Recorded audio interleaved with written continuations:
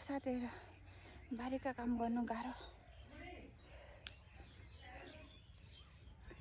धेरै गाह्रो। के गर्नु, एक बोरा भइसक्यो। च्याङ्खुरीले केलाको केलाई छ।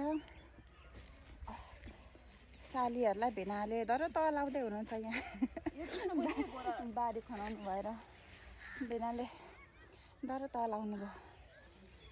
यस्तै छ, के गर्नु। सालीहरू मोटायो भनेर अरे, धेरै हामी मोटायो भनेर अरे भेनाले काम लगाउनु भएको हामीलाई। हालत पतला भइसक्यो साथीहरू बेसार खन्दा खन्दा होइन। हाम्रो भेना यस्तो काम गर्दै हुनुहुन्छ। सालीहरूलाई त भेनाले त आज त गरिसक्नु भयो।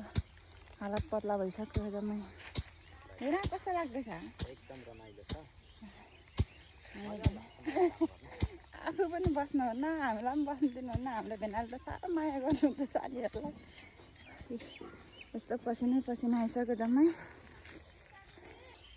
कस्तो राम्रो घाम अस्ताउँदैछ।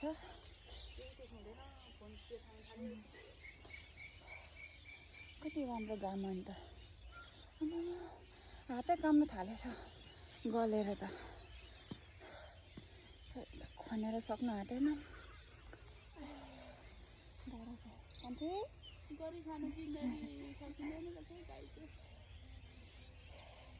हामीलाई त भेनाले यसरी पो माया गर्नुहुन्छ त साथीहरू।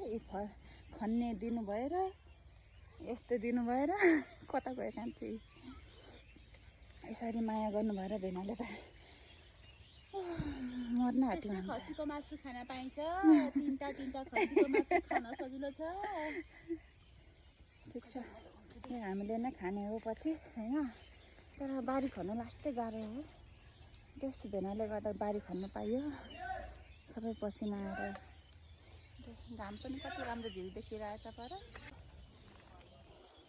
हामी चाहिँ बोकेर हिँड्दैछौँ अब धुने ठाउँमा। यो त्यही राख्दैन हुन्छ। यो घर बनाउनुले गर्दाखेरि जम्मै हिँड्ने ठाउँमा पनि यस्तो भइरहेछ। कान्छी गलेर बसिरहेछ। मन नलागी यस्तो गर्छ। म चाहिँ माइली, उहाँ चाहिँ जेठी, अनि यता चाहिँ कान्छी। हामी चाहिँ तीनजना दिदी बहिनी, एउटा भाइ छ। यसलाई चाहिँ हामीले भेटेर ल्याएको। मेरो आफ्नै दिदीको उहाँ हो।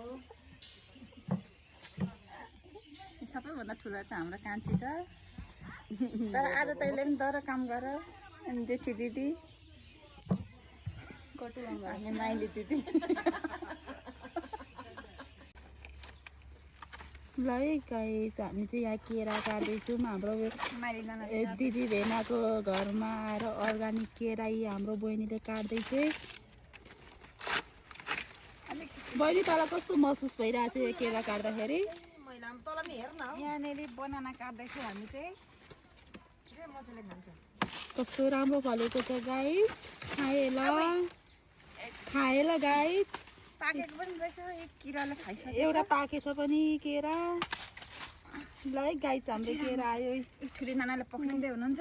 हाम्रो दिदीले पकाउँदैछिन्। ख्याब्रे